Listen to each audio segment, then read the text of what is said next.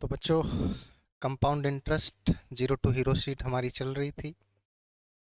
थोड़ा ब्रेक हो गया क्योंकि तबीयत ढीली हो गई थी, है ना। अब दोबारा से स्टार्ट करते हैं अच्छे से। उम्मीद है इन दिनों में आपने रिवीजन की होगी पीछे की, है ना। तो compound interest zero to hero sheet के हम 37 सवाल कर चुके थे, और लास्ट जो टाइप किया था उस टाइप में हमने कंपाउंड इंटरेस्ट और सिंपल इंटरेस्ट, चक्रवर्ती ब्याज और साधारण ब्याज का 3 साल का अंतर निकाला था, डिफरेंस निकाला था, यही किया था। और डिफरेंस का फॉर्मूला क्या था? क्या फॉर्मूला? पी आर स्क्वायर गुना 300 प्लस आर बटे 100 का क्यूब, ये था। या इसको ना लगा के हम ट्री डायग्राम बनाते हैं और उससे हो जाता है, ठीक है। जैसे रेट अगर दिया है तो क्या करेंगे, 3 साल का है तो क्यूब करेंगे किसका? जो नीचे है, डिनोमिनेटर में है, उसका क्यूब कर देंगे, है ना। Very good. तो बच्चों अभी अगर रेट आ गया ना निकालना, तो आपको सपोज करो प्रिंसिपल दिया है, टाइम दिया है, एस आई सी आई का अंतर दिया है, ये तीनों चीज़ें दी है और रेट पूछ रहा है। तो 2 साल वाले में तो फॉर्मूला लगा दो, पी गुना आर बटे 100 गुना आर बटे 100 बराबर डिफरेंस, पी आपके पास है, आर आ जाएगा। लेकिन अगर यहाँ पे फॉर्मूला लगाने जाओगे ना तो हालत ख़राब हो जाएगी। 3 साल वाले में इक्वेशन बनेगी, उसको सोल्व करने में बहुत जान जाएगी। तो इसको करने का थोड़ा तरीका हमारा अलग रहेगा, ठीक है। प्लीज़ ध्यान से देखें, शाबाश। जैसे कि आपका कुछ रेट है, ठीक है। और रेट में जैसे 20% होता है तो आप ऐसे करते हो ना, 20/100 यानी 1/5। और आप फिर क्या करते हो, 5 का क्यूब करते हो, करते हो, बोलो हाँ या ना। इसी तरह से 1/r/100। देखो अब रेट कैसे आएगा, यहाँ पे अगर 20% की वैल्यू निकालनी है तो 20% कैसे निकालोगे, 1/5 गुना 100 करके निकालोगे ना। यानी यहाँ पे अगर खाली ये 1/5 पता है तो आप रेट कैसे निकालोगे, 1/5 × 100। तो अगर ये नीचे वाला आर है, नीचे वाला क्या है, आर है, तो रेट क्या हो जाएगा, ब्याज का दर 1/r/100 हो जाएगा ना। बोलो हाँ या ना। Very good. ये दर आ गया आपका, ब्याज का दर बोल दो या खाली दर बोल दो। मैंने ऐसा क्यों किया है ये अभी थोड़ा पता चलेगा आपको। चीज़ों को सिंपल बनाने के लिए किया है। मैं यहाँ से एक फॉर्मूला डिराइव करता हूँ, ठीक है। आपको पता है कि भाई नीचे 5 है तो प्रिंसिपल क्या मानते हो, 5 का क्यूब।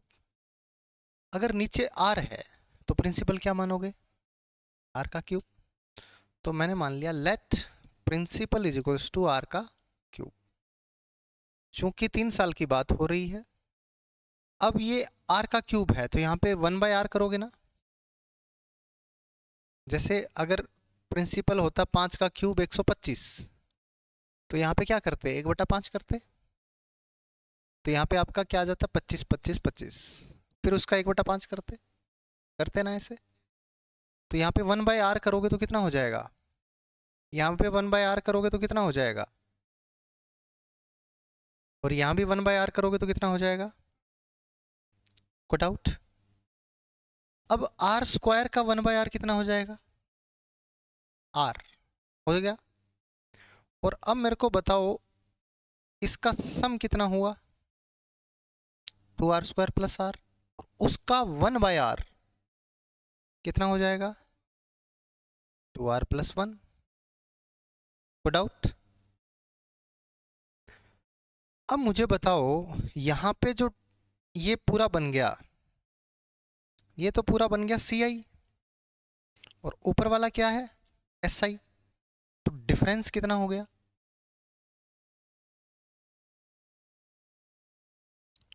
डिफरेंस कितना हो गया, 3r + 1 हो गया ना।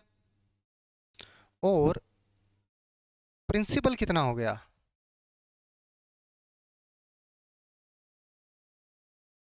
आर का क्यूब। ये मैंने एक फॉर्मूला निकाल दिया रेट निकालने के लिए। अगर 3 साल है, आपके पास डिफरेंस है, आपके पास प्रिंसिपल है, टाइम पता है 3 साल है, तो ये फॉर्मूला लगाएंगे और आपके पास क्या आ जाएगा, रेट आ जाएगा।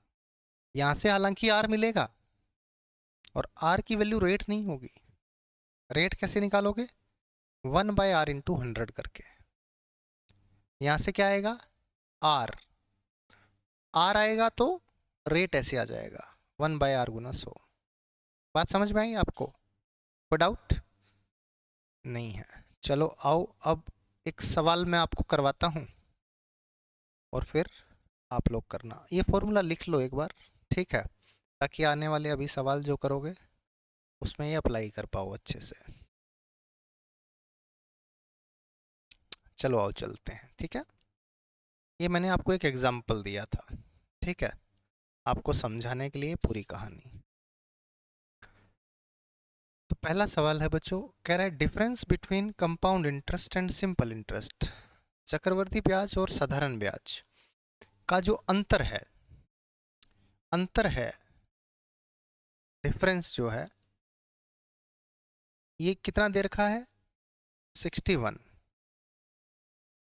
जो प्रिंसिपल है ये कितना दे रखा है, 8000। आपको पता है ये होता है 3r+1/r³। तो खाली मैं इसको लिख सकता हूँ ना, ये 61/8000 है। बोलो हाँ या ना, लिख सकता हूँ।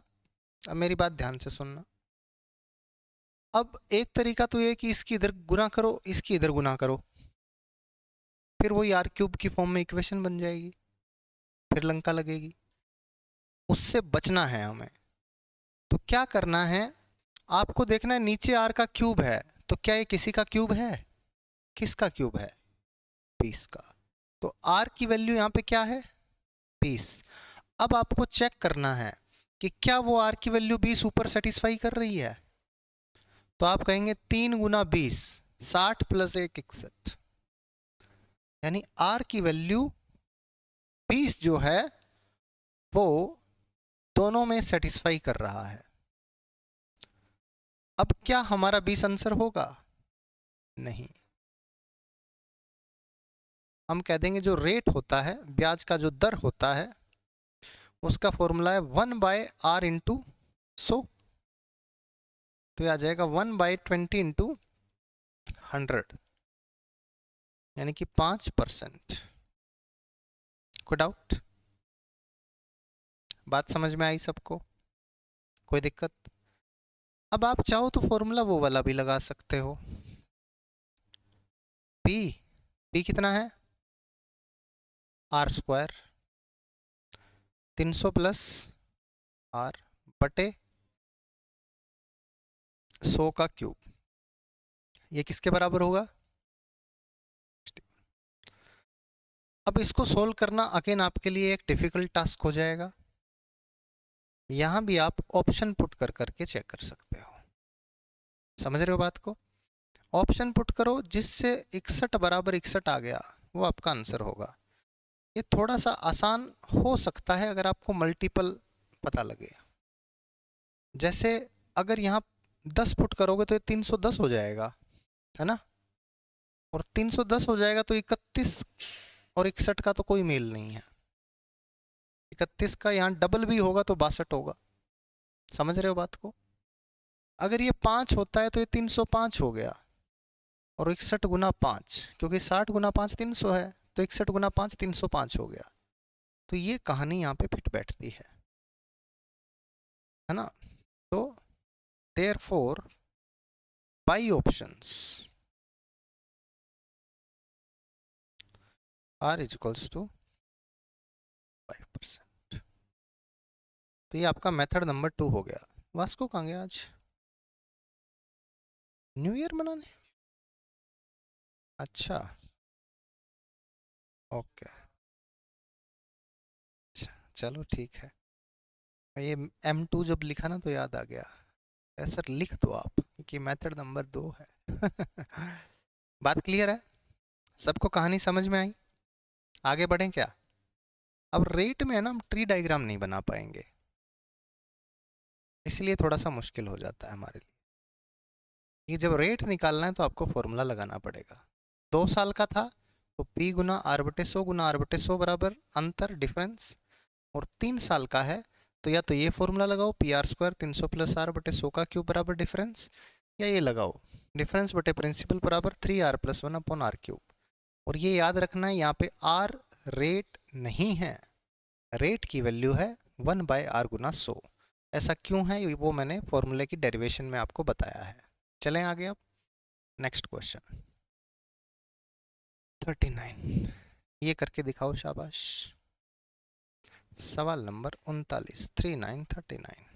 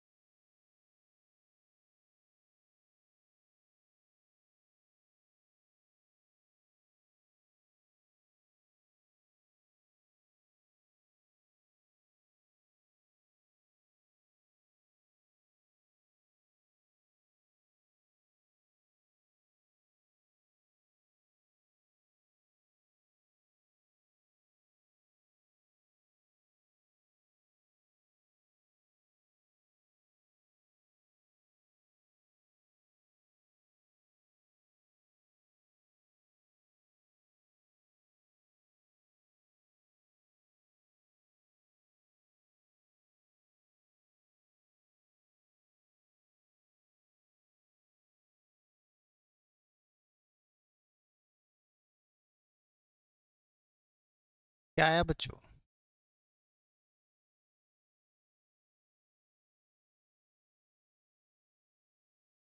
हम्म 5 आया। चलो आओ देखते हैं। आपको पता है 3R+1 होगा डिफरेंस और R क्यूब होगा प्रिंसिपल। अब डिफरेंस जो है वो कितना है 2.432 और प्रिंसिपल जो है वो कितना है 500। आपको पता है 500 किसी का क्यूब नहीं होता है ना। अब आप पहले तो कोशिश कर लो कि ऊपर पॉइंट दिख रहा है तो इस पॉइंट को हटा दो। हटा दिया। अब आपको पता है कि अगर आपने 2 से काटा तो 2.5 लाख बनेगा, जो कि किसी का क्यूब नहीं होता। अगर 4 से काटा तो 1,25,000 बनेगा, जो कि क्यूब होता है 50 का। 5 का क्यूब 125, 10 का क्यूब 1000। तो किससे काटें? 4 से। 4 से आपने इसको काटा तो आपको क्या मिला? 4×6=24, 4×8=32। कुछ लोग जल्दी में 68 लिख देते हैं कि 4×6=24, 4×8=32, भूल जाते हैं कि बीच में जीरो लगानी है। वो ध्यान रखना। ये काटोगे तो 4 125 पे कट गया है ना, 500 से है ना, और ये आ गया 50 का क्यूब। अब आपके लिए अगला टास्क क्या है कि ये अगर 50 बन गया, आर की वैल्यू यहां से क्या आ रही है 50, तो यहां पुट करोगे 50 या 150 और 151। ऊपर आना चाहिए था 151, लेकिन है क्या 608। यानी कुछ तो अब गड़बड़ हो गई है। सीधा सीधा आपका आंसर नहीं आया है ना। आपने ऐसे 50% करके किया क्या? 50 से वैसे भी आंसर 2 आएगा आपका, तो ऑप्शन में भी नहीं है। आओ मैं बताता हूं ऐसे केस में हम क्या करें। संतोष कुछ दिमाग में आ रहा है? क्या किया जाए? भाई नीचे क्यूब बन चुका है, फिर भी सेटिस्फाई नहीं। हमें आर की ऐसी वैल्यू चाहिए क्यूब में जो ऊपर भी सेटिस्फाई करे। अब मैं अगला स्टेप मेरा क्या होना चाहिए, क्या करूं? एनीवन?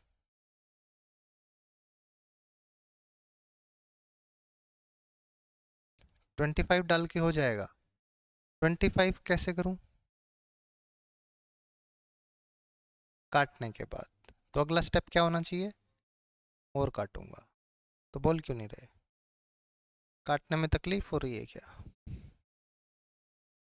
ये 1000 है, इसको अगर मैंने 8 से काटा तो 125 बार कटेगा। आपको पता है ये भी 5 का क्यूब, ये भी 5 का क्यूब, टोटल हो जाएगा 25 का क्यूब। ये 8 से काटोगे तो ये हो गया 8 7 56 और 8 छिक्के 48। अब ये नीचे किसका क्यूब बन गया? 25 का। 25 तिया 75 और 1 76।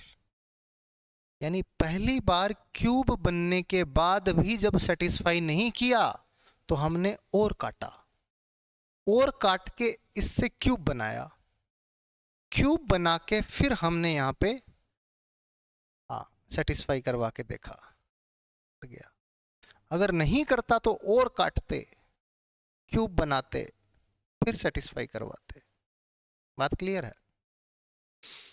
तो यहां से आपको पता लग गया कि R की वैल्यू आ गई आपकी 25। बट आपसे क्या पूछा है? रेट। तो रेट कितना आ गया? 1/R इंटू 100, यानी 4%। Option number B Bombay. बात क्लियर है सबको? अगर आप मेथड नंबर 2 पे जाना चाहते हैं, फॉर्मूला लगाना चाहते हैं, तो P गुना R का स्क्वायर गुना 300 प्लस R बटे 100 का क्यूब बराबर होगा 2.432। आपको पता है ये पॉइंट के बाद 3 डिजिट हैं तो ये 3 जीरो खा जाएगा, और 2 जीरो से ये 2 जीरो कट जाएगी, और ज़्यादा करो तो ये 5 दूनी 10 भी, इसको ले लो और इस 2 को काट के यहाँ पे गुना कर दो। अब ये आना चाहिए आपका 2432 इंटू 2। अब देखो एक तरीका तो ये है कि इसको ब्रेक कर लो, एक तरीका तो है ऑप्शन पुट करो, 3 तिया 9, यानी 9 का मल्टीपल होना चाहिए। क्या ये 9 का गुना है? 4 3 7 2 9 नहीं है, तो ये ऑप्शन गया, है ना। इसको देखोगे 4, जब 4 पुट करोगे तो 4 का स्क्वायर कितना है?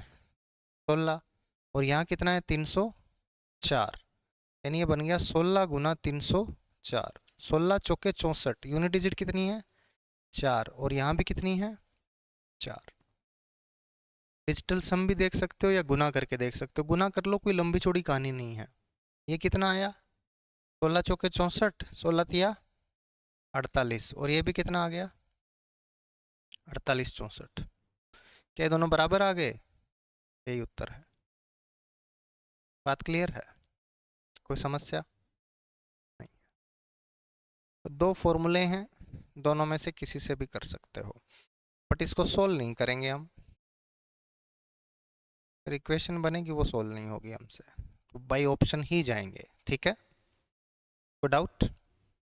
और ये चीज़ें आपको प्रैक्टिस से ही आएंगी, और ये ऐसे सवाल हैं ये जिस बच्चे ने किए हैं ना वही कर सकता है।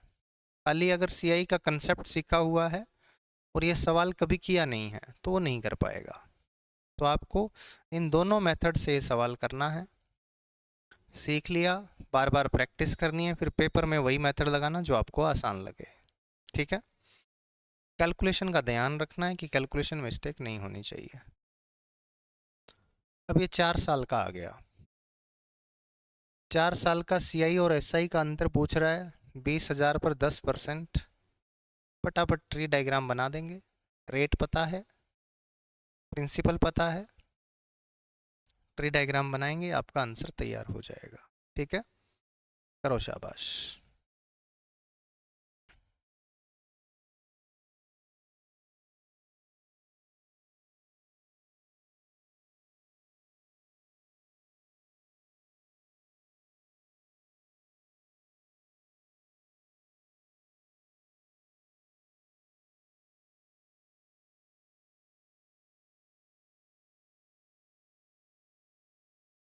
वन 282,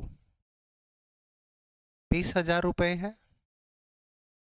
बात 4 साल की कर रहा है तो 4 ब्रांचेस बना देंगे। 10% का रेट है तो आपको पता है 2000 आ जाएगा। 2000, 2000 ठीक है। इसका 10% आ जाएगा तो ये कितना हो गया, 4200। 4200 का 10%, 420। ये हो गया 6620 का 10%, 662। आपको पूछ रहा है difference C I minus S I, तो आप कहेंगे जी ये वाला है। 6 2 8, 6 4 10 और 2 12, 1282। ये आपका आंसर आ गया। बात क्लियर है सबको? कोई डाउट? क्या रेट ना दिया हो तो 4 साल का? नहीं नहीं, ऐसा सवाल नहीं आया अभी तक, आया नहीं है। आता है तो फिर वो वैसे ही करके आप निकाल सकते हो। फॉर्मूला फॉर्मूला निकाल सकते हो वही, r⁴ करके। ठीक है, वो वाला फॉर्मूला तो बहुत बड़ा बनेगा। ठीक है, निकल तो वो भी जाएगा, बहुत बड़ा फॉर्मूला बनेगा। ठीक है, सवाल नंबर 41 करो, शाबाश। 41।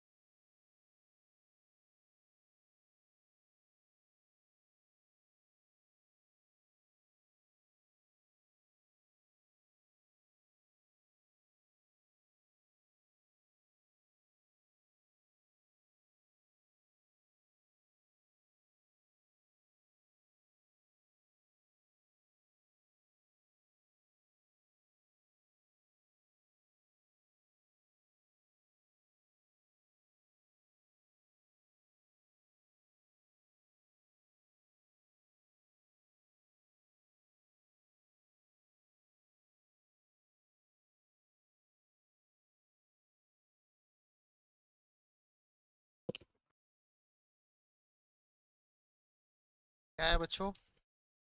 5%. Difference between CI and SI on ₹40,000 for 3 years is rupees इतना, ठीक है। रेट ऑफ इंटरेस्ट दे रखा है, देखो 40,000 रुपया है, 3 साल की बात हो रही है। ये पहले साल कितना है? 10% है, दूसरे साल कितना है? 20% है, और तीसरे साल का पता नहीं, R% बता रहा है, ठीक है। तो ये आ गया 4,000, ये आ गया 8,000। ये 40,000 का R/100 लिखो ना लिखो एक ही बात है। अब देखो 4,000 पे 20% मिलेगा 800, और ये टोटल कितना हो गया? 8 4 12,800। 12,800 पर कितना मिलेगा? R%। और ये कह रहा है कि इनका जो अंतर है, यानी इन दोनों का जोड़ जो है, ये 1440 है। ये बात सबको समझ में आई ना? कोई दिक्कत? अगर आपको ये खाली जगह पसंद नहीं है तो लिख सकते हो, बट इसका कोई यूज़ नहीं है। ये 40,000 का R/100 होगा, ठीक है। तो अब आपको एक क्लैरिटी हो गई कि भाई ये दोनों जो इन दोनों का जोड़ है, ये CI और SI का डिफरेंस है, अंतर है, और यही बता रखा है कि 1440 है। बात क्लियर है ना? देखो कंसेप्ट की बात है और कुछ भी नहीं है। कंसेप्ट आपका क्लियर है तो सवाल कैसे ही तोड़ मरोड़ दे, कोई दिक्कत नहीं है। आपको पता है कि भाई इसके ऊपर इस रेट से यहाँ ब्याज बनेगा, इस पूरे के ऊपर इस रेट से यहाँ ब्याज बनेगा, इन दोनों का जोड़ SI/CI का अंतर होगा, है ना? ये सब चीज़ें आपको अगर मालूम है तो सवाल बहुत ईजी हो जाएगा आपके लिए। तो ये 2 0 से 2 0 कट गई, और ये 128R, इसकी वैल्यू आ गई 640, क्योंकि इधर 1440 है, इधर 800 है, 800 उधर जाके माइनस में हो जाएगा, 640 बचा। तो R की वैल्यू आ गई 5%, 640/128। ये मैंने इतना जल्दी 5 कैसे निकाला? क्योंकि मेरे को पता है 64 का डबल 128 है ना? तो ये 2 पे कटा और 10/2 5 आ गया, ठीक है। तो ऐसे आप भी कैलकुलेशन कर सकते हैं, लेकिन आपको थोड़े बहुत ये पाड़े वाड़े और ये चीज़ें आनी चाहिए, ठीक है। चलें आगे। नेक्स्ट क्वेश्चन, सवाल नंबर 42। इसमें कोई डाउट है किसी को? चलें भाई पाटिल। 42। अब रेशियो निकालना है, बहुत ही आसान है, करो शाबाश, जल्दी से उड़ा दो। 20 सेकंड का सवाल है।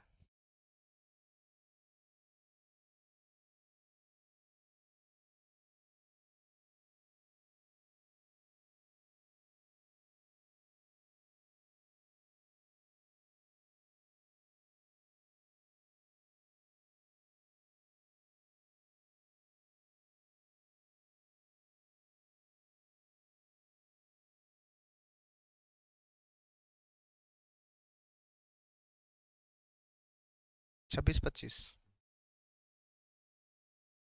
8% है ना बच्चों? 8% को लिख सकता हूँ 2 बटे, आपको पता है 2 साल की बात है तो स्क्वायर कर दूंगा। अब 625 का 2/25 करना पड़ेगा, तो 25 दूनी 50 हो जाएगा, और इसका भी 2/25 करोगे तो 4। अब आपको कह रहा है 2 साल की बात है, बताओ CI और SI का रेशियो। तो आप कहोगे जी CI/SI। CI है 104, SI है 100, तो ये आ गया 26/। बात क्लियर है? कोई डाउट? एक तो ये तरीका है, एक आपको मैं और तरीका बता देता हूँ। लो, आप प्रिंसिपल है ना 100 भी मान के कर सकते हो। 100 है तो 8% कितना हो गया? 8 8, और इसका 8% कितना हो गया? 8 8 64.64। तो CI और SI का रेशियो ये हो जाएगा 16.64 रेशियो 16। अब काटोगे तो वही 26/25 आएगा। नीचे 100 है, उधर चला जाएगा, 1664 रेशियो 1600, थोड़ा लेंदी हो जाएगा। एक और मेथड बता देता हूँ, मेथड नंबर 3, थोड़ा आसान पड़ेगा। फॉर्मूला है CI और SI का रेशियो 2 साल के लिए, फॉर्मूला है 200 प्लस R/200, हर जगह लगेगा। तो यहाँ पे कितना है, रेट कितना है 8, तो 208/200 कितना आ गया, 25 8 से काटा, 25 × 8 = 200, 26 × 8 = 208, ठीक है, 26 25 आ गया।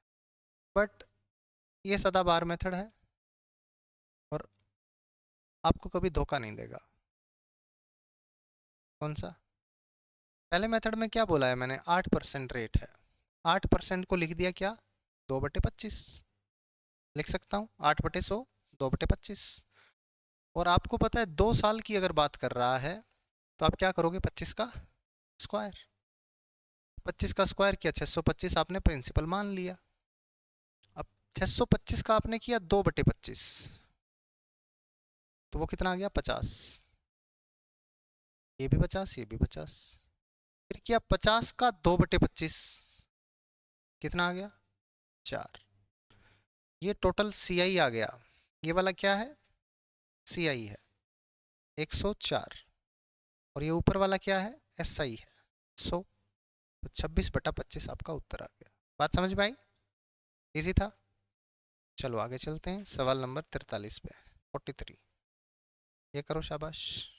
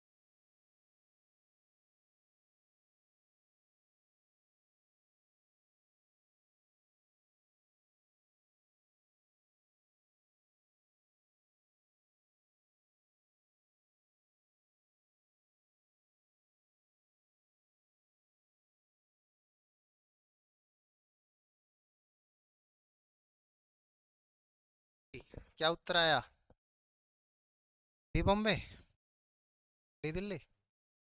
SI on a certain sum of money for 3 years is 720, compound interest on the same sum of money for 2 years is 700 492। ये सवाल है ना बच्चे कर ही नहीं पाते, और ये सवाल बहुत आसान है, इसमें बहुत ज़्यादा कन्फ्यूजन में रहते हैं कि यार सर पता नहीं क्या सवाल पूछ रहा है, कैसे करें, मतलब कुछ क्लिक नहीं कर रहा होता। आपको पता है प्रिंसिपल पता नहीं क्या है, 3 साल का SI कितना दिया है,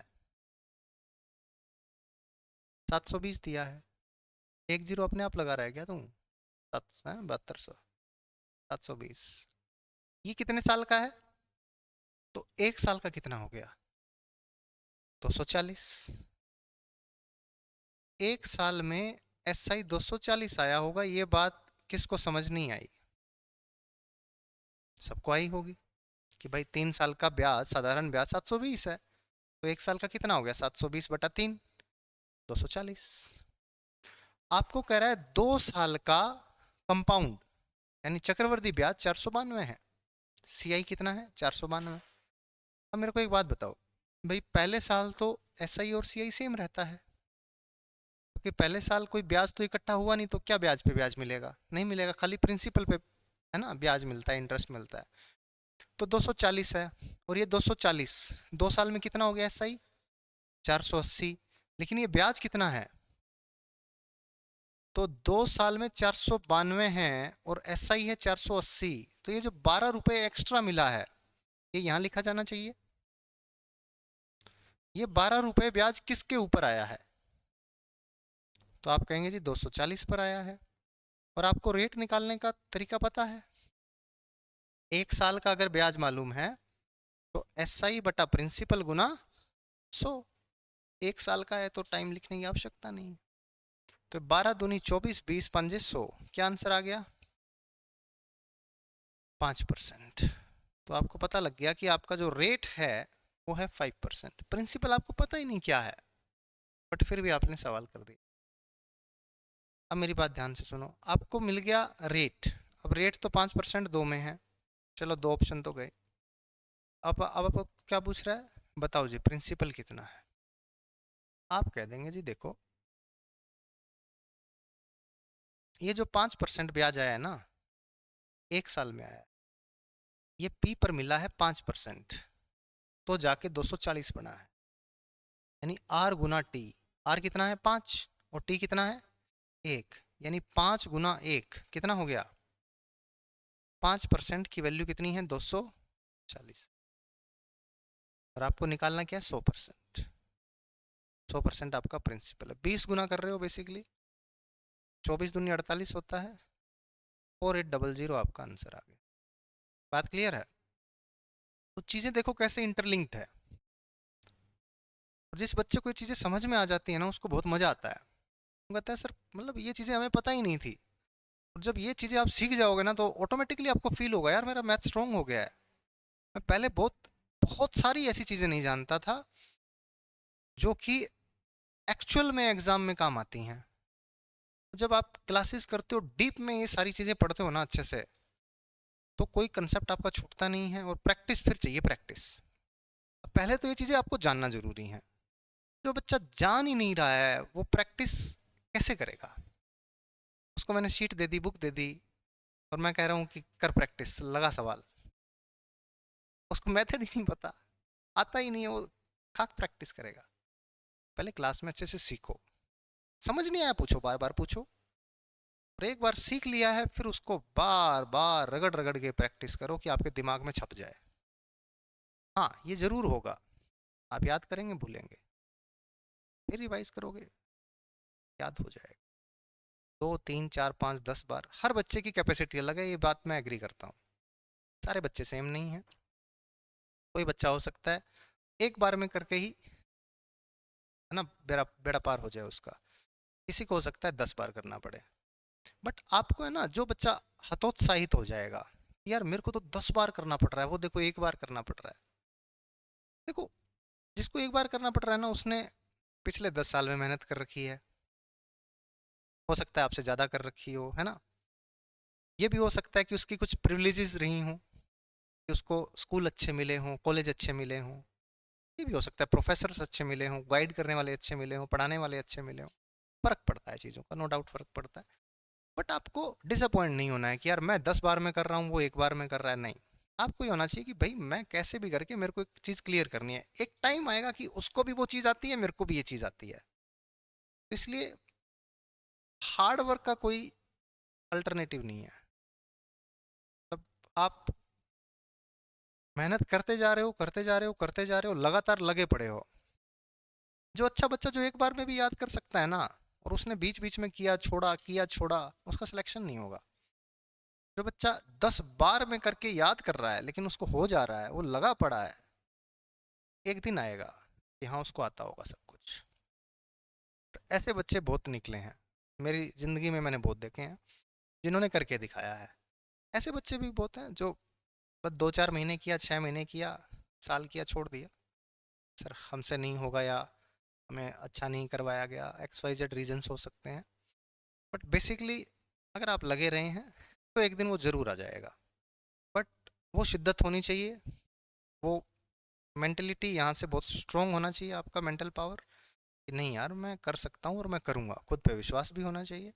अब ये चीज़ें सीखने में कोई बहुत मुश्किल नहीं है, बट ये सवाल अगर आप बिना सीखे करोगे तो आपसे 100% नहीं होगा। तो कोई बच्चा अभी भी अगर क्लास ले रहा है, चाहे ऑफलाइन ऑनलाइन देख के, मैंने सवाल करवाया, आगे बढ़ गया, ऊपर ऊपर से थोड़ा थोड़ा समझ आया, छोड़ के आगे बढ़ गया, चलो बाद में देखेंगे, उसके लिए भी समस्या आगे आने वाले टाइम में क्रिएट होगी। तो उस बच्चे के लिए मेरी यही हिदायत है कि आप उसको अच्छे से समझो।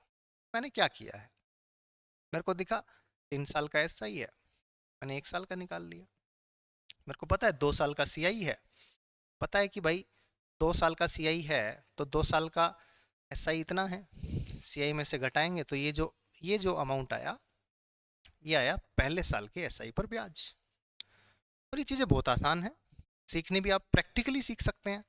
भाई फिजिक्स में मैं आपको समझाने लगूँ इलेक्ट्रॉन प्रोटॉन न्यूट्रॉन कैसे फ्लो कर रहे हैं, कैसे इलेक्ट्रिसिटी चल रही है, आपको इमेजिन करना पड़ रहा है, और हर एक बंदा अलग इमेजिन कर रहा होगा। बट यहाँ पे तो इमेजिनेशन भी ईजी है। आप बैंक में जा रहे हो, पैसा जमा करा रहे हो, उस पैसे पे आपको 5% मिल रहा है तो इतना बन रहा है। आपने 100% मान लिया, 5% की वैल्यू ये है, 100% निकालना है। तो इसलिए मुझे तो पर्सनली मैथ इसलिए भी इजी लगता है कि चीज़ें मतलब आप प्रैक्टिकली भी रिलेट कर देते हो और आसान भी है, समझना भी आसान है। बट आपको वो चीज़ निकालनी पड़ेगी अंदर से कि यार मेरे को मैथ से डर लगता है, मैथ मेरे से होगा नहीं, मेरा तो मैथ वीक है। अब वीक क्यों है उस चीज़ पे जाओ, ये मत देखो कि मेरा मैथ वीक है। स्ट्रोंग हो सकता है, ये चीज़ें ऐसी नहीं है कि स्ट्रोंग नहीं हो सकती। पहले जैसे एक छोटा सा एग्जांपल देता हूँ। मैं ना 10वीं क्लास तक मैं जब बॉल फेंकता था क्रिकेट में, तो मैं बट्टा फेंकता था यूं, जैसे थ्रो नहीं मारते, बट्टा। और बहुत सारे लोग थे जो मुझसे छोटे थे, 7वीं 8वीं में थे, और वो भाग के बॉल फेंकते थे हाथ घुमा के ऐसे बढ़िया। तो मेरा सपना था कि मैं हाथ घुमा के बॉल फेंक दूं। मेरे से बॉल फेंकी नहीं जा रही है, मैं भाग के आता हूँ तो मेरा ध्यान ये है कि यार हाथ घूमेगा नहीं घूमेगा, और मैं आता हूँ यूं करके यूं फेंक देता हूँ, नहीं जा रही। बट फिर मैंने एक दिन डिसाइड किया कि नहीं यार, ये लोग कर रहे हैं तो मैं भी फेंकूंगा, मैं भी करूंगा।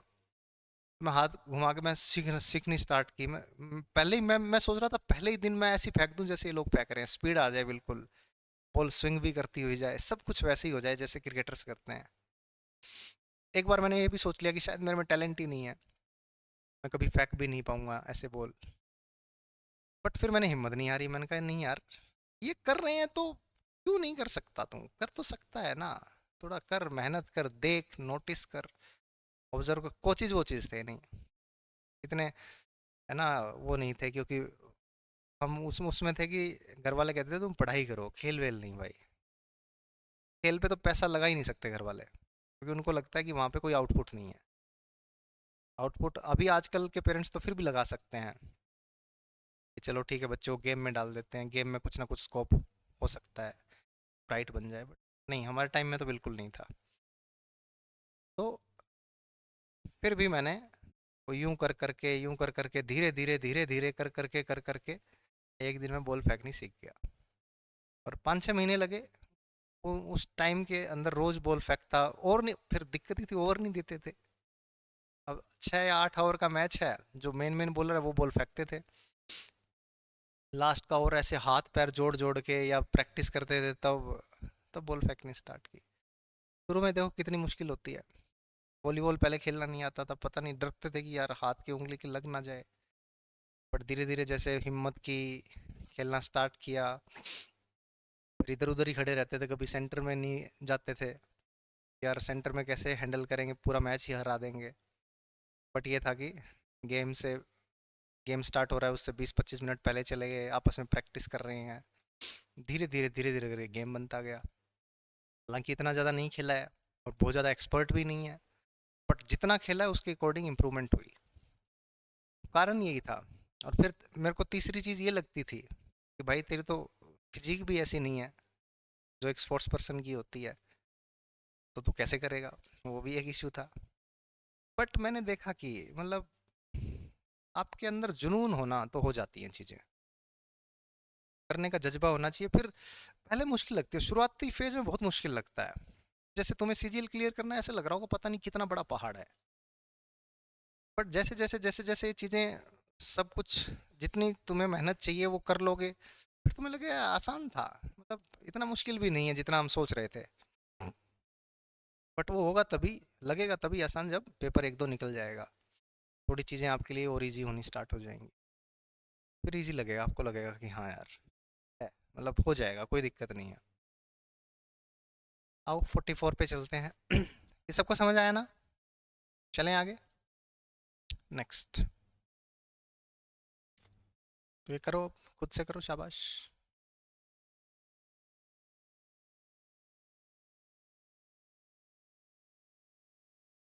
बी बॉम्बे। तो 2 ही साल का दे रखा है। अलग कंपाउंड इंटरेस्ट पहले साल का 320 है और दूसरे साल का 336 है, तो 320 + 16 होगा, है ना जी? अभी 16 रुपये ब्याज किस पे आया होगा? 320 पे आया होगा, गुना में 100, तो आर आपका आ जाएगा 5%। आपको पता है कि 5% की वैल्यू आपके पास, ये जो भी प्रिंसिपल था उस पे जो 5% है वो कितना है? 320 है। तो प्रिंसिपल 100% होता है, 20%, 20 से गुना किया, 32 दूनी 64, तो 5% और 6400 आपका आंसर आ गया। कोई डाउट? चलें आगे, next question, type number 12। Amount equal है ना? चलो आपको मैं पहले बता देता हूँ। जैसे एक प्रिंसिपल है P1, ये बैंक में जमा करवाया गया R1 रेट के साथ T1 टाइम के लिए, है ना? और दूसरा प्रिंसिपल क्या है? P2 है, ये जमा करवाया गया R2 रेट के साथ T2 टाइम के लिए, है ना? बट रेट इसमें सेम रहता है ना, रेट दोनों में सेम रहेगा, आगे वालों में भी सेम रहता है, क्योंकि फिर रेशो निकालना इजी हो जाता है। बट चलो रेट भी अलग है। आपको कह रहा है अमाउंट क्या है? बराबर है मिश्रधन, अमाउंट इज इक्वल,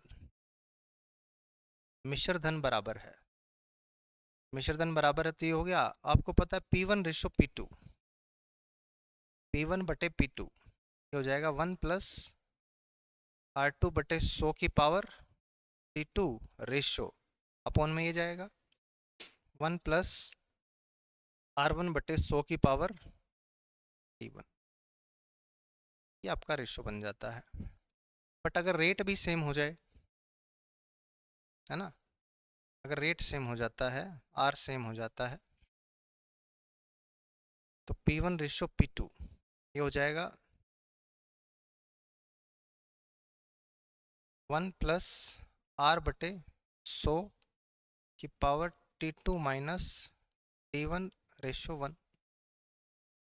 कह सकते हैं कि भाई R तो सेम हो गया, 1 प्लस R बटे 100, 1 प्लस R बटे 100, डिवाइड कर रहे हो, बेस सेम है तो पावर क्या हो जाती है? माइनस, है ना? तो T2 माइनस T1 यहाँ नीचे 1 बच जाएगा, वो आ गया। और इसी को जब हमें रेट और टाइम पता है ना, तो थोड़ा और आसान कर देंगे। देखो कैसे, मैं बताता हूँ आपको। सपोज करो यहाँ पे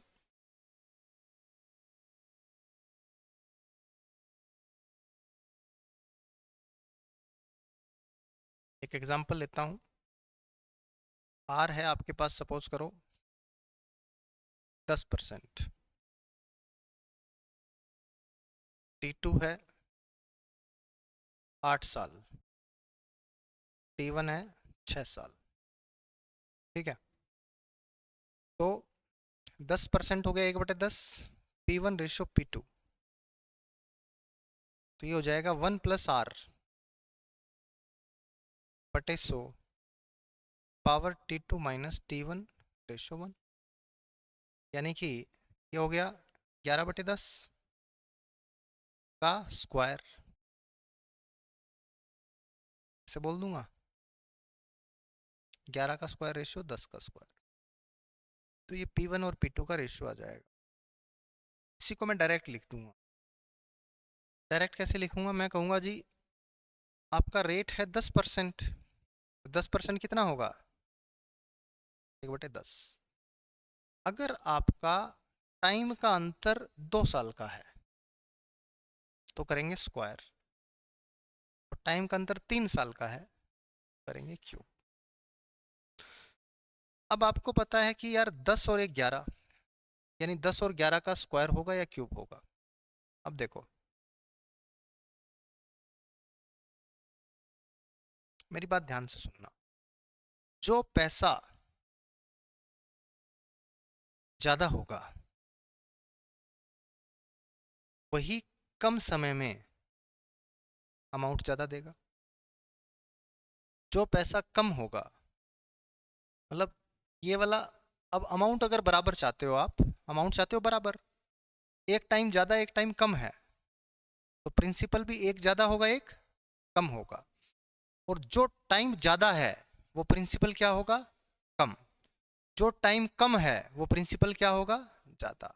तभी तो अमाउंट क्या आएगा, बराबर। तो आपको पता है भी 10-11 का रेशियो है, तो 10-11 का रेशियो तो है। अब T1 6 साल है, यानी कम टाइम है, तो पैसा क्या होना चाहिए, ज़्यादा। और ज़्यादा 11 का स्क्वायर होता है या 10 का स्क्वायर होता है, तो आप इस तरह से याद कर सकते हो। याद ना रहे तो ये फॉर्मूला लगा सकते हो, या दोनों अमाउंट बराबर कर लो, कोई दिक्कत वाली बात नहीं है। अगर 3 साल का अंतर होता तो क्यूब कर देते, 4 साल का अंतर होता तो पावर 4 कर देते, ठीक है। अभी जैसे ये सवाल है, आपको कह रहा है 3903 रुपए को 2 भागों में बांटा है ना। 3903 को 2 भागों में बांटा है, P1 और P2 में,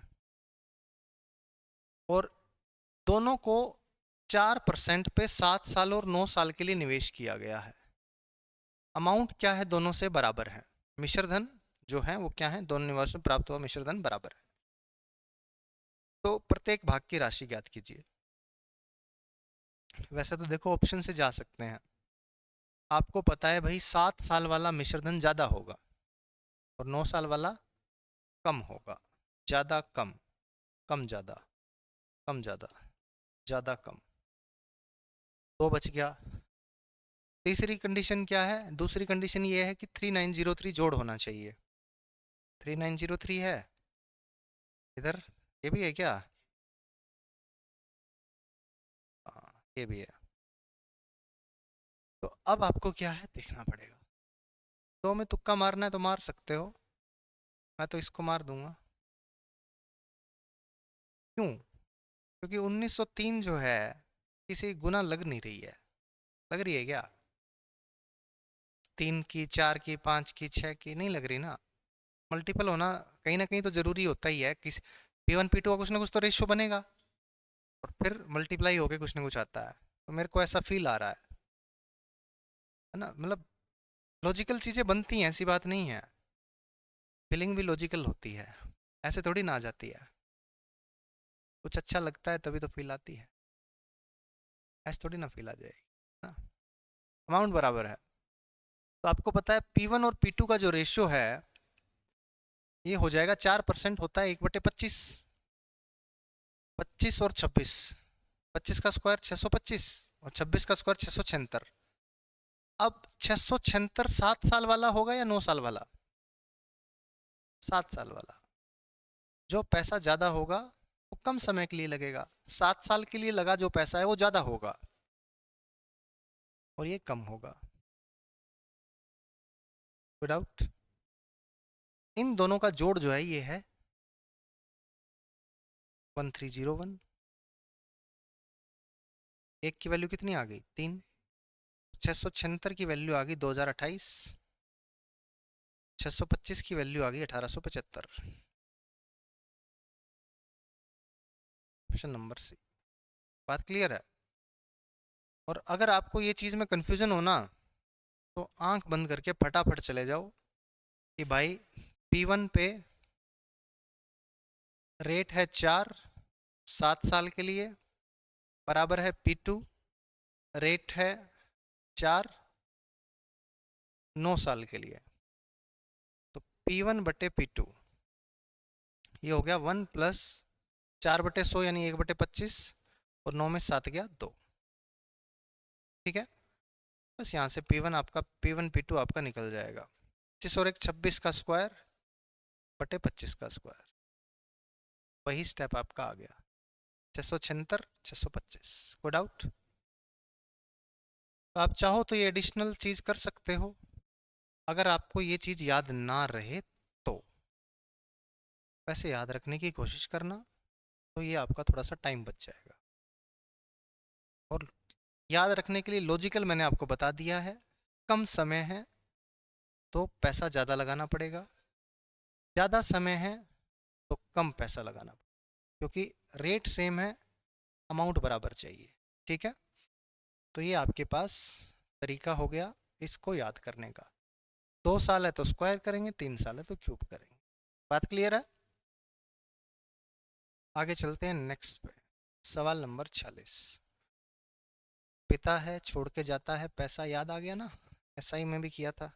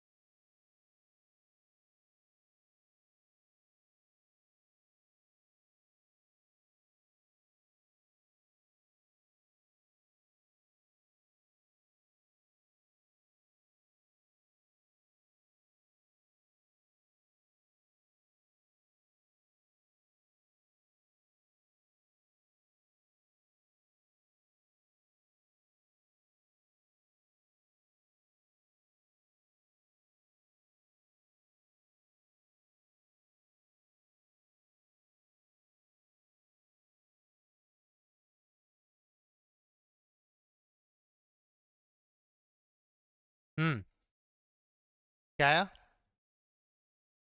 36। 61,000 रुपया है, छोड़ के गया एक पिता, दो बच्चों के लिए, एक 10 साल का, एक 12 साल का।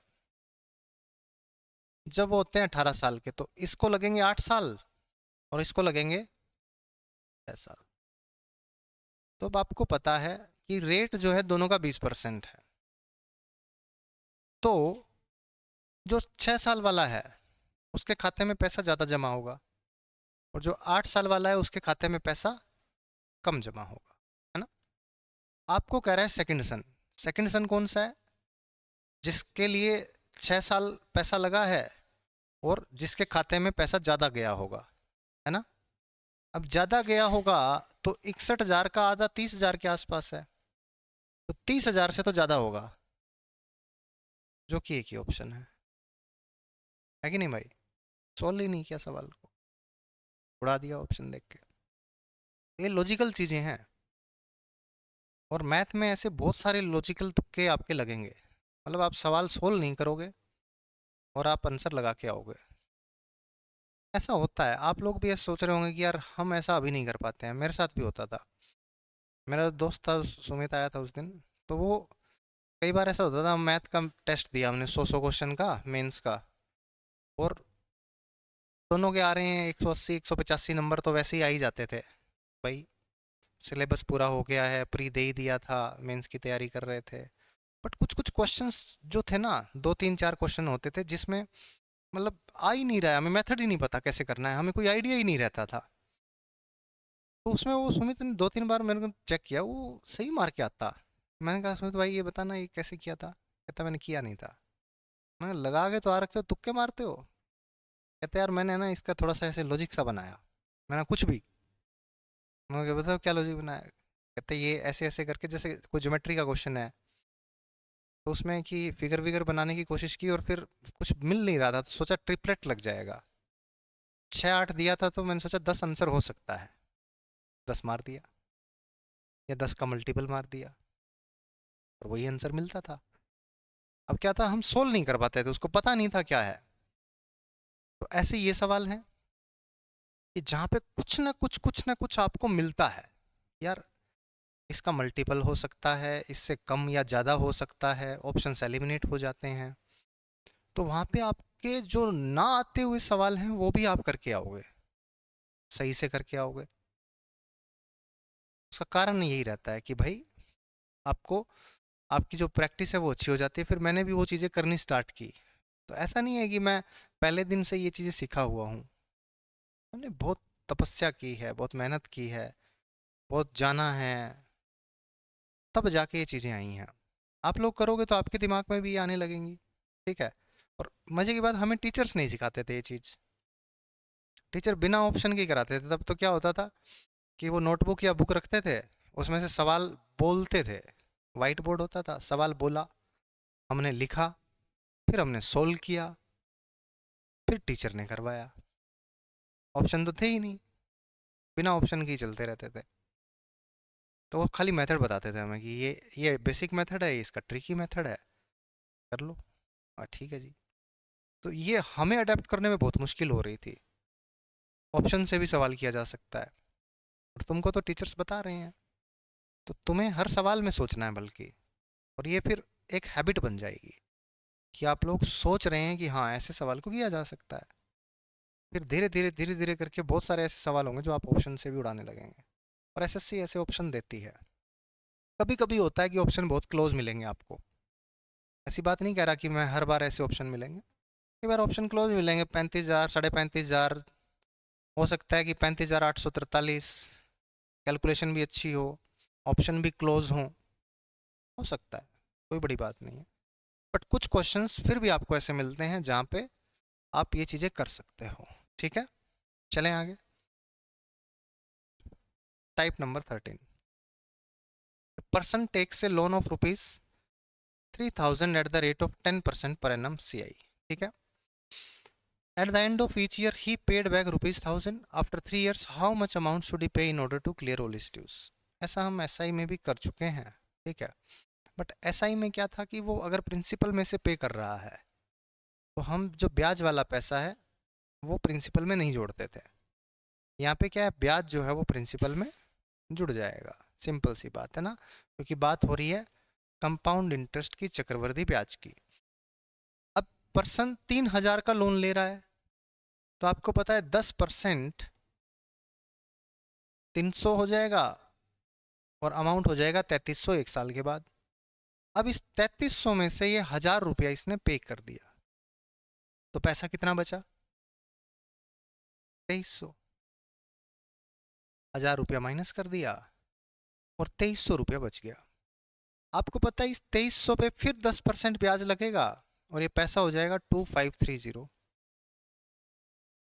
देखो जैसे ही मेरी 11 की मल्टीप्लाई आती है ना, मेरी आंखें चमक जाती हैं, मन ही मन खुश हो जाता हूँ कि 2,530 है ना। इसमें से फिर 1,000 पे कर दिया, बचा कितना? 1,530। फिर क्या किया? 10%, और ये पैसा कितना हो गया? 3,861। अब तीसरे साल के अंत में 1,683 रुपये दे देगा, और इसका ड्यूज क्लियर हो जाएगा, है ना। 1,000 यहाँ दिया, 1,000 यहाँ दिया, पहले साल के अंत में, दूसरे साल के अंत में, और ये देगा तीसरे साल के अंत में, eight the end of the third year. इतना पैसा देगा और इसका ड्यूज पूरा क्लियर। बात क्लियर है बच्चों? कोई डाउट? चलें आगे। Next question. 48 करो, शाबाश।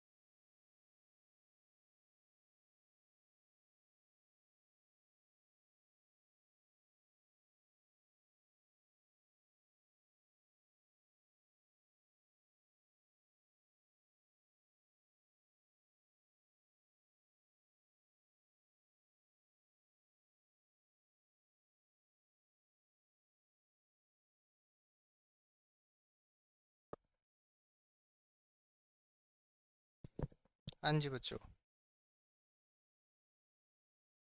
बी बॉम्बे पर्सन टू के लोन ऑफ 4,000 एट 20%। 20% 6/5 हो जाएगा। 5 × 8 = 40, 8 × 6 = 48। Eight the end of each year he paid back 1500 पे बैक कर दिया, बचा कितना 3300। 3300 पर 6/5, ठीक है। ये कितना हो जाएगा, 6 5 दूनी 10, 12 12 तिया 36, 3960, है ना। फिर 1500 पे किया, बचा कितना 2460। अब देखो 2460 भी ऑप्शन में दे रखा है, बहुत हरामी है ना। इस पे भी 6/5 होगा, क्योंकि ये पहले साल का अंत में, ये दूसरे साल के अंत में, और ये तीसरे साल के अंत में। तो 5 दूनी 10, 2 छिके 12, 12 छिके 72, लास्ट में 2 होना चाहिए, एक ही है, पॉइंट में होगा नहीं, है ना। तो 2952 ये आपका आंसर आ गया, कोई डाउट। चलें आगे, नेक्स्ट 49, करो शाबाश।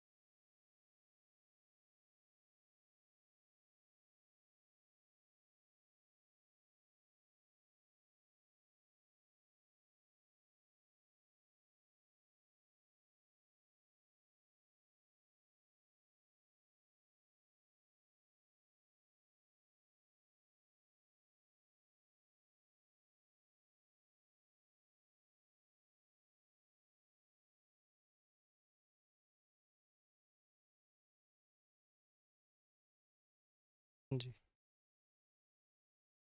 हो गया, नहीं।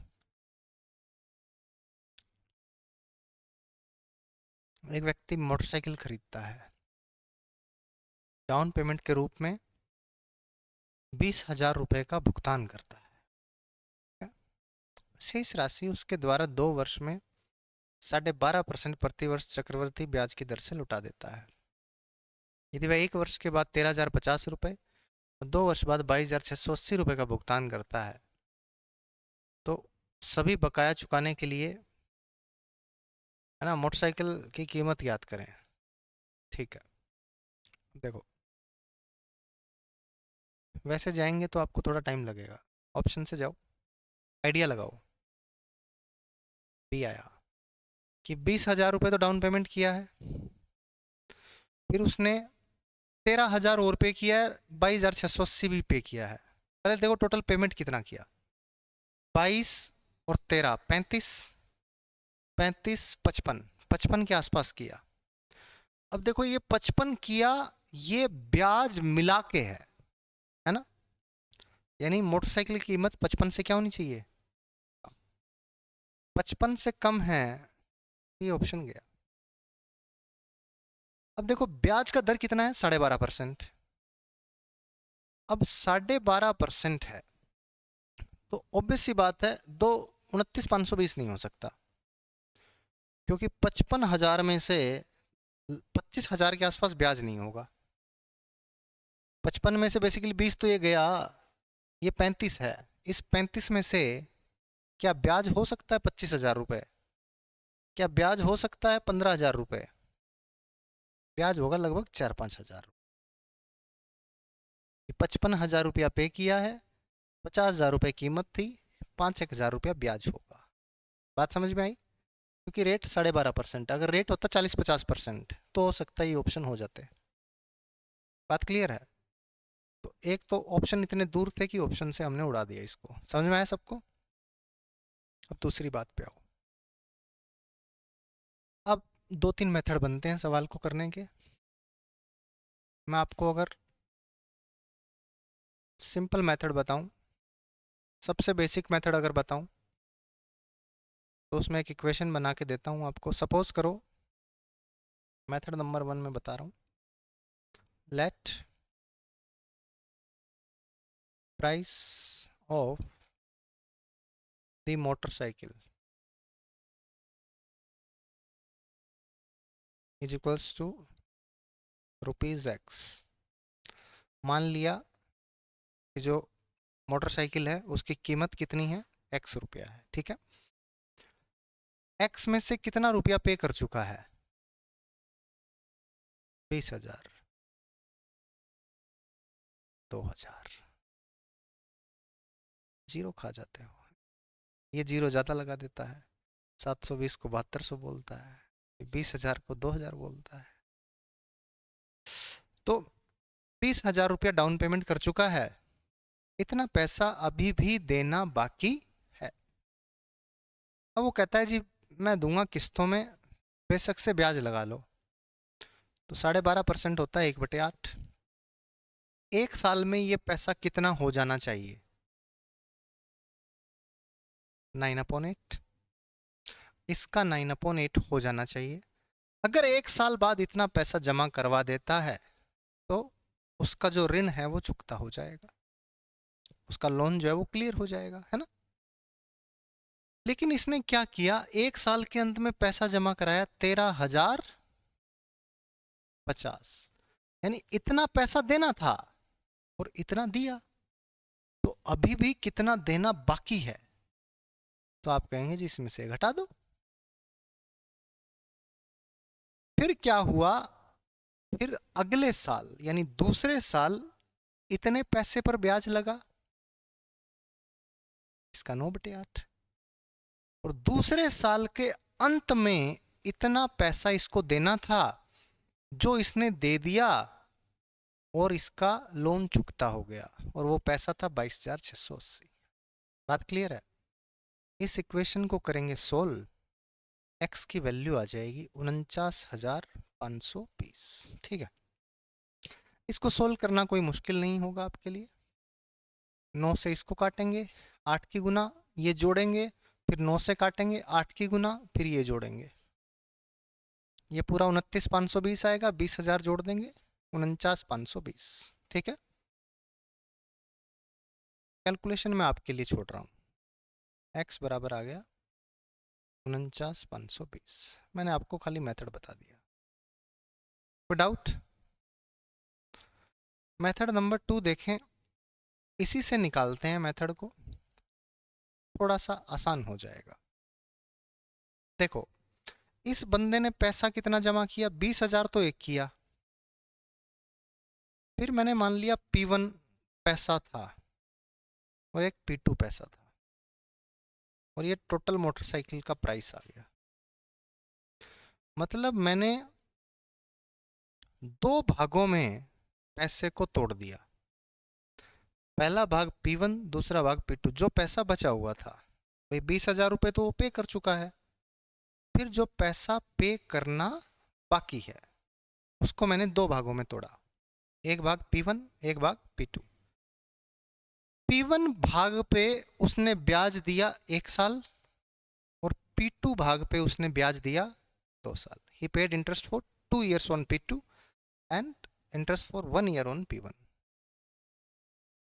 तो ये पैसा जो है ये अमाउंट है P1 का, और ये पैसा है, ये अमाउंट है P2 का। बात क्लियर है कि आपको अगर उसी टाइम देते तो P1 पैसा देना पड़ता, बट आपने 1 साल बाद दिया तो 13,050 दिया।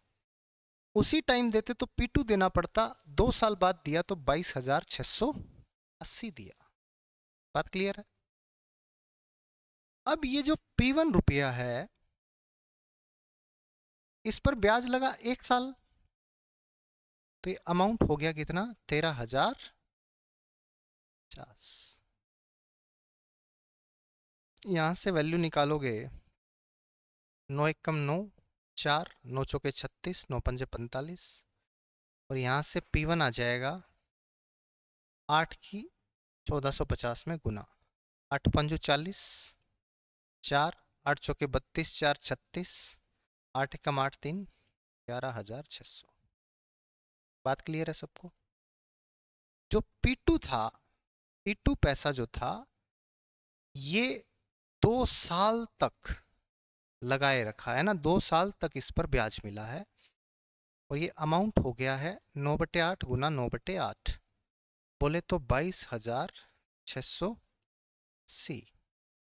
जब आप इसको काटेंगे 9 से, तो 9 दूनी 18, 4 45 2 0, फिर 9 से काटोगे, 9 दूनी 18, 7 9 8 72 0, 28 की आप 64 में गुना कर दोगे, तो 28 की 64 में जब आप गुना करोगे तो 4 8 32, 3 3 और 8 11, 11 और 48 59, 5 और 12 17।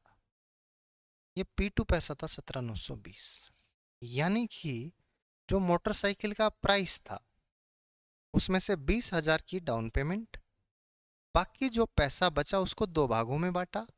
एक भाग था 11,600, दूसरा भाग था 17,920। 11,600 पर 1 साल ब्याज लगा और पैसा हुआ 13,050। 17,920 क्योंकि 2 साल बाद पे किया है, वो हुआ 22,680। अगर उसी टाइम ये मोटरसाइकिल खरीदता तो इन तीनों का जोड़ पे करता, यानी यही थी मोटरसाइकिल की कीमत 49520। बात क्लियर है? अब ये समझ में आ जाता है तो ऐसे कर लो, नहीं आता है तो ये मेथड तो सदाबहार है इसका। ठीक है, ये इतना रुपया, इतना डाउन पेमेंट किया, इतना बचा है, 1 साल ब्याज दिया, फिर इसमें से इतना और पे कर दिया, फिर 1 साल ब्याज लगा, फिर टोटल पैसा इतना हो गया। Is that clear? कोई डाउट? चलें आगे। नेक्स्ट क्वेश्चन, सवाल नंबर 50। करो शाबाश। 5050।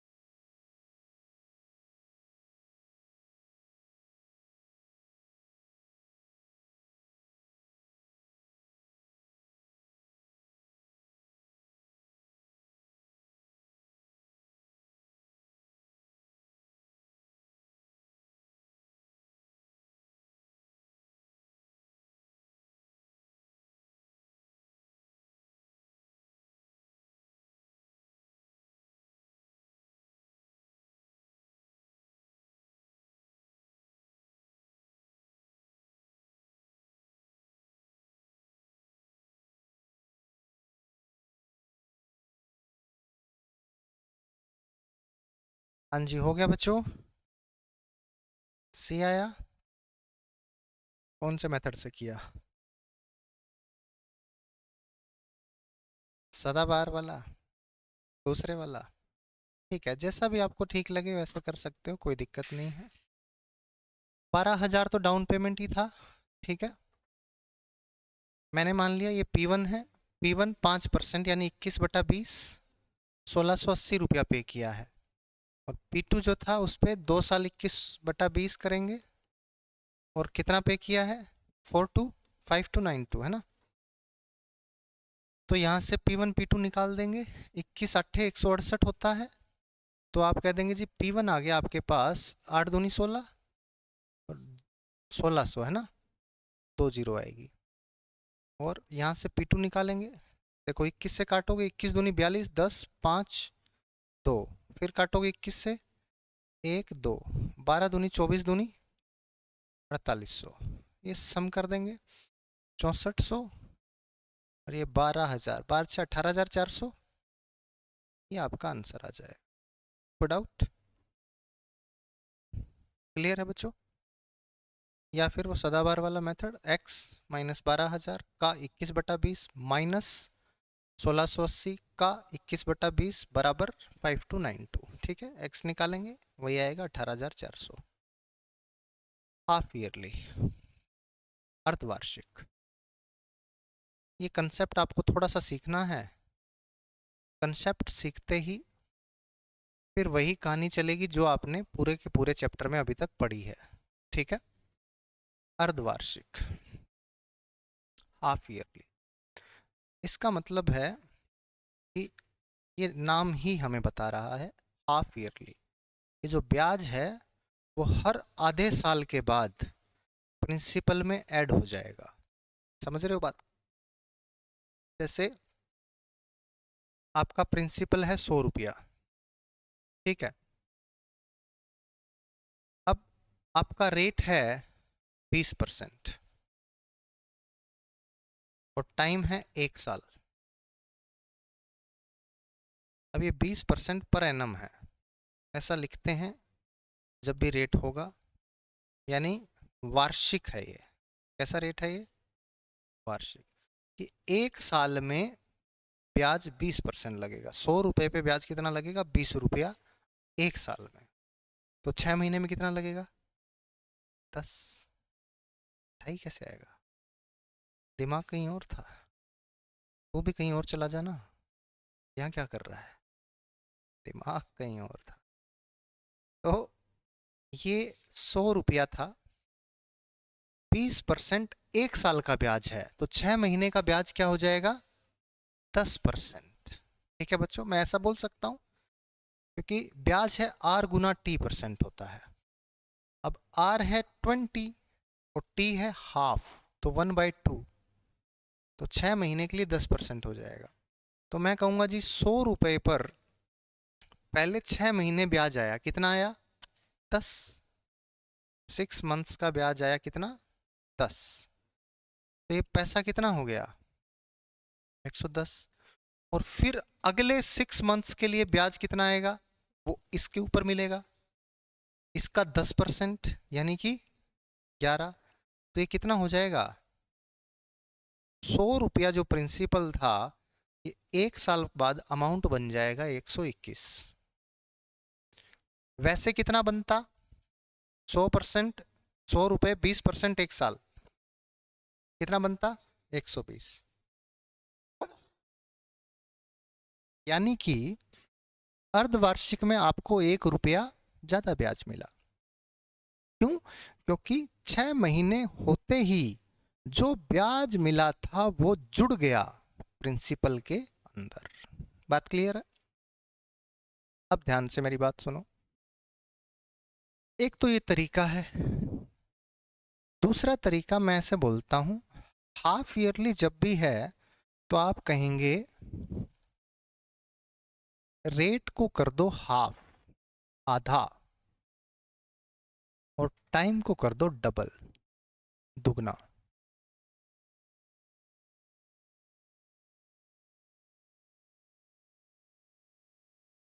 ठीक है। अब जैसे ही आपने रेट को आधा किया, प्रिंसिपल था 100, रेट आधा किया तो कितना हो गया, और टाइम 1 साल था तो टाइम कितना हो गया 2 साल। तो 100 पर 10%, 100 पे 10%, 10 पे 10%, ब्याज कितना आया 21, अमाउंट कितना हो गया 121। यानी आपका जो तरीका था सीआई वाला वो सारा सेम चलेगा, ए टू जेड वैसे ही सवाल को करेंगे, बस हाफ ईयरली वर्ड, अर्धवार्षिक वर्ड, ये शब्द जैसे ही हमें मिलेगा दिखेगा सवाल के अंदर, हम कह देंगे जी रेट यानी दर आधा, समय दुगना, टाइम डबल, कोई डाउट, फिर हम सवाल को कर देंगे, आपका आंसर आ जाएगा। इसमें एक सवाल और आ सकता है, इक्विवेलेंट रेट ऑफ इंटरेस्ट, आगे सवाल भी आएगा, समतुल्य ब्याज का दर। अब आपको पता है भाई ये तो 20% पर एनम है, बट हाफ ईयरली बोलते ही हमें कहेगा भी हाफ ईयरली अगर है तो क्या इक्विवेलेंट रेट बनता है 1 साल का, तो आप कहोगे जी रेट बन गया आपका 100 पर ब्याज आया 21, एक ही साल है, तो रेट कितना हो गया 21%। तो ये क्या हो गया आपका इक्विवेलेंट रेट हो गया, मतलब वैसे 20% पर एनम था, बट जैसे ही हाफ ईयरली किया तो वो 21% पर एनम हो गया एक तरह से, क्योंकि हर 6 महीने के बाद ब्याज जुड़ गया। ठीक है, इसका फॉर्मूला भी लग सकता है सक्सेसिव वाला, क्योंकि ये ब्याज पे ब्याज मिल रहा है, तो सक्सेसिव का फॉर्मूला लगा सकते हो, R+R+, R Guna R/100, equivalent rate of interest, समतुल्य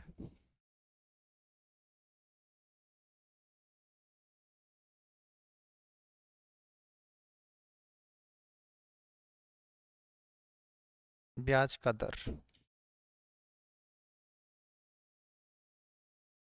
समतुल्य ब्याज का दर। ठीक है, ये R क्या है, रेट आधा करने के बाद। ठीक है, टोटल 20 था, ये तो 10 हो गया, तो ये आ जाएगा 10 इंटू 10/100, यानी 21%। बात क्लियर है बच्चों? अब ये तो बात है हाफ ईयरली की, हो सकता है ये क्वार्टरली बोल दे। क्वार्टर क्या होता है 1/4, 1/4 क्या संतोष बता देगा, क्यों, कोई बता सकता है? हाँ, 1/4 होता है, 1/4 का मतलब है कि 12 का 1/4 करोगे, 12 महीने है ना साल में, 12 का 1/4 किया तो 3 महीने, यानी हर 3 महीने के बाद जो प्रिंसिपल पर ब्याज आया, इंटरेस्ट आया, वो इंटरेस्ट प्रिंसिपल में ऐड हो गया, फिर 3 महीने के बाद नया प्रिंसिपल बन गया, फिर 3 महीने और ब्याज आया, फिर 6 महीने के बाद नया प्रिंसिपल, फिर 9 महीने के बाद नया प्रिंसिपल, है ना, प्रिंसिपल में ब्याज ऐड होता गया। बात समझ में आ रही है? तो आप कह सकते हैं जब बात होगी क्वार्टरली की, यानी हिंदी में क्या बोलेंगे क्वार्टरली को,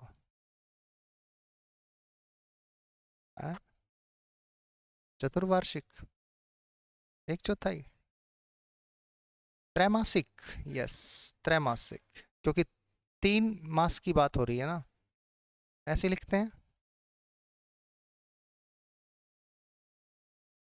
त्रैमासिक।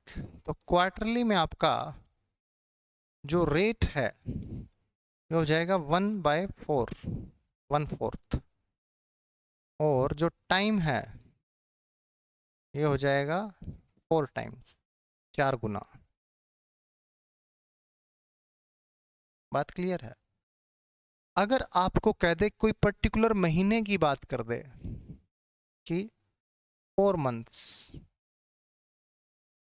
4 मंथ्स की बात कर दे, तो आप कह देंगे रेट हो जाएगा 4/12 यानी 1/3, और टाइम हो जाएगा 3 टाइम्स। ये 1/3 होगा तो ये 3 गुना, 1/2 तो ये 2 गुना, 1/4 तो 4 गुना। अगर कह दे 8 मंथ्स के बाद ब्याज जुड़ता है तो आप कह दोगे रेट हो जाएगा 8/12 यानी 2/3, और टाइम हो जाएगा 3/2 टाइम्स। बात क्लियर है बच्चों?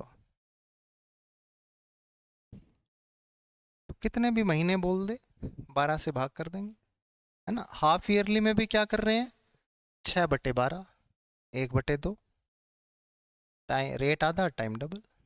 कोई डाउट नहीं है? ये कहानी समझ में आ गई सबको? बस आगे के सवाल आपकी जो सीआई के पहले सवाल हुए हैं उन्हीं की प्रैक्टिस करवाएंगे। करके देखो, शाबाश, करो फटाफट।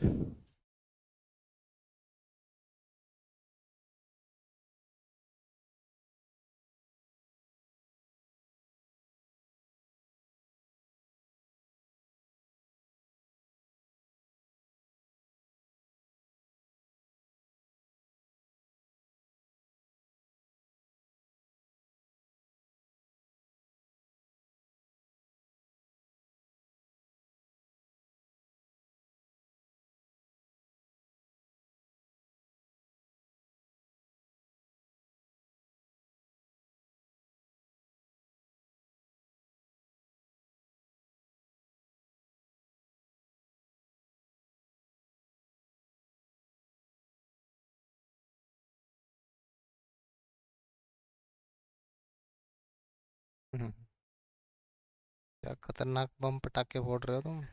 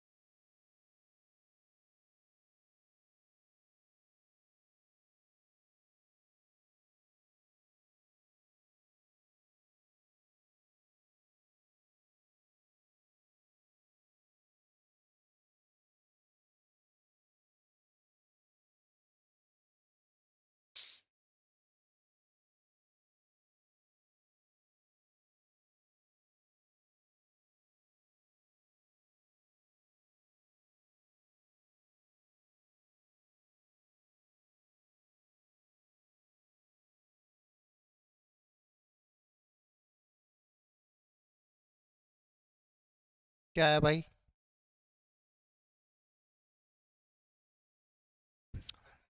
70,030।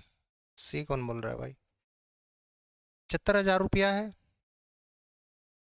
ब्याज का दर है 4%, लेकिन 1 साल के बाद पूछ रहा है हाफ ईयरली, यानी 4% है, रेट हो गया आधा यानी 2%, और टाइम हो गया डबल, 2 साल। को डाउट? तो इसका 2% जैसे ही निकालोगे आप, 2% होगा 1/50, या 75 का डबल कर दो, 150, यानी 1500, 1500, और इसका 2% 30, तो टोटल आपके पास सीआई कितना आ गया? 3,030। आपसे सीआई पूछा है या अमाउंट पूछा है? What will be the amount, मिश्र धन क्या होगा? तो 75 और 3, 78,030। लिखना है तो लिख सकते हो, ये ड्रामा आप कर सकते हो, आपकी मर्जी है। Principal plus interest 75,000 plus 3030, 78,030। चलें क्या? 52। करो शाबाश।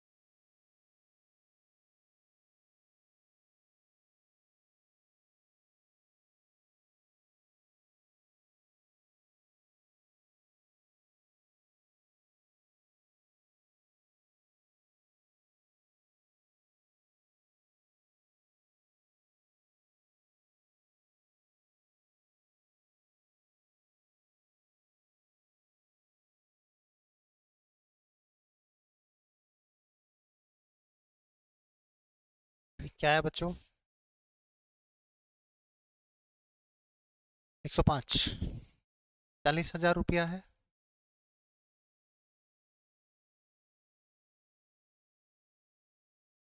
कह रहा है 10% कंपाउंड इंटरेस्ट चक्रवर्ती ब्याज पर निवेश किया जाता है। कह रहा है फाइंड द डिफरेंस। डिफरेंस अंतर निकालना है किसका? CI, जो भी ब्याज आएगा, चक्रवर्ती ब्याज, कंपाउंड इंटरेस्ट, उनका अंतर निकालना है। अगर interest compounded annually and half yearly for 1.5 years, यानी एक बार तो आप एनुअल इंटरेस्ट निकालोगे, एक बार हाफ ईयरली का इंटरेस्ट निकालोगे, और फिर उन दोनों का जो आएगा डिफरेंस वो निकालना है। बात समझ में आ गई सबको? तो एक तरीका तो ये कि 40,000 रुपया है, 1.5 साल। देखो यहाँ पे तो 10% होगा, और आधे साल के लिए 5%। तो ये आ गया कितना? 4,000, और ये आ गया 2,000, और 4,000 का 5% 200। ठीक है। दूसरा तरीका है कि 40,000 रुपया है, हाफ ईयरली करेंगे तो रेट क्या हो जाएगा? आधा, और टाइम क्या हो जाएगा? डबल। 1.5 साल का डबल 3 साल, और 10% का आधा 5। ये आ गया 2,000, है ना? ये भी 2,000, और ये भी 2,000। ठीक है। 2,000 का 5% कितना आ गया? 2 दूनी 4, 400। और ये कितना है? 4,400। 4,400 का 5%। गलत कर दिया? क्या गलत कर दिया भाई? 100 आ गया, 100 आ गया। ये आ गया 4,100। 4,100 का 5% 205। ठीक है। तो आपको निकालना है बेसिकली ये जो ब्याज आया है और ये जो ब्याज आया है, इन दोनों का अंतर। अब अंतर निकालने के लिए पहले इसको जोड़ो, फिर इसको जोड़ो, फिर अंतर निकालो। उससे बेटर मैंने आपको क्या बता रखा है? ये 6,000 है, ये भी 6,000 है। SI का तो कोई अंतर ही नहीं है। अंतर है इस पैसे का। ये 200 205, अंतर कितना हो गया? 5 का, और 100 105। ये आपका आंसर आ गया। कोई डाउट? अच्छा, एक और तरीका हो सकता है, अगर आप देखो तो इक्विवेलेंट रेट निकाल लो सबका, हाफ ईयरली का भी और एनुअली का भी। नहीं हो सकता क्या? थोड़ा लेंदी हो जाएगा बट उसमें ना, 10+5 +10 +10 गुना 5/100। ये तो एनुअली का रेट निकलेगा इक्विवेलेंट। कितना आ गया ये? 50/1/2 हो गया क्या? ये 0.5, 15.5। उसको करोगे तो पहले 5+5 का करोगे, फिर उसके साथ करोगे तो 5+5+5 गुना 5/100, तो 10.25। और फिर करोगे 10.25 +5 10.25 गुना 5/100। तो ये कितना हो जाएगा भाई? ये वाला हो गया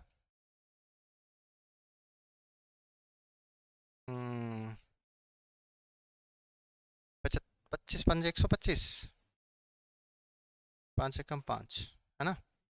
और पॉइंट ही आ गया ये। ठीक है। और ये कितना है? 10 और 5 15, 15.25, यानी 15.7625। और अब इसका डिफरेंस देखो कितना है।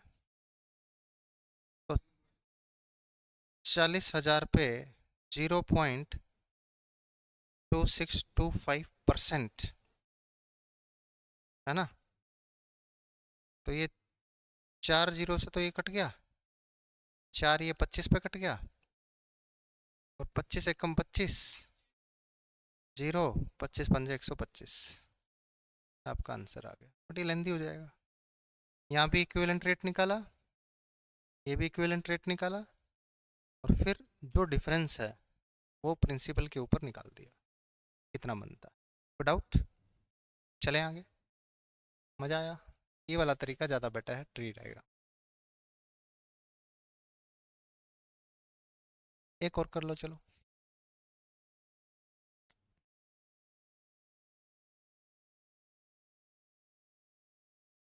एक साल का है बट हाफ ईयरली है।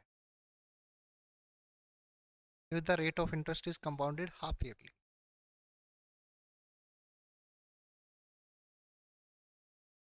हाफ ईयरली करना।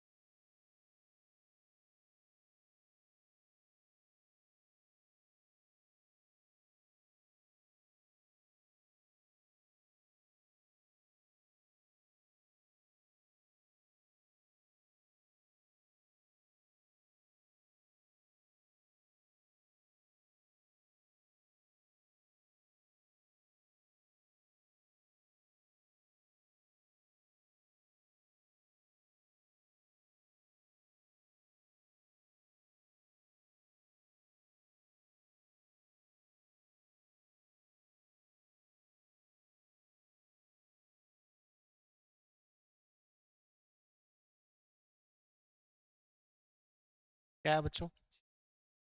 6,000। The difference between CI and SI on a certain sum of money at 10% per annum for 1 year is 15 है ना। एक साल का 15 है, 10% पर डिफरेंस। लेकिन रेट ऑफ इंटरेस्ट निकालना है अगर ये हाफ ईयरली है, ठीक है।